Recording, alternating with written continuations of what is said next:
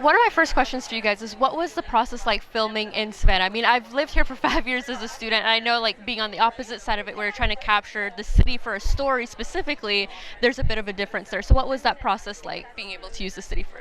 Yeah, it was Todd and the production designer came down very early and really figured out where in the various environments here they wanted to set the film.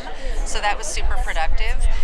It's wonderful to be in Savannah and portraying Savannah and being able to really take advantage of how beautiful it is, how accessible it is. It's all close together, which for us in New York City is a really great thing. So it was a very fruitful creative process. And can you speak a little bit to your creative process, kind of like when you first get a script, like what's the very first thing you do to make sure like you could tell that story specifically and doing it well? I mean, it's really the director, and when we showed the script to Todd, he latched onto it in a very clear and focused way right away and said, I know how to tell this story. Like Christine said, when we get a script, you just sort of figure out what elements are there. Are actors already involved? Is a director involved? If none of that is there, then you start figuring out who would be the right people to bring this to life, and that's right. That's the fun part.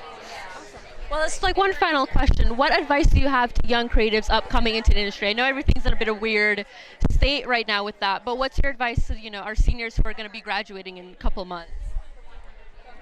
Stay optimistic.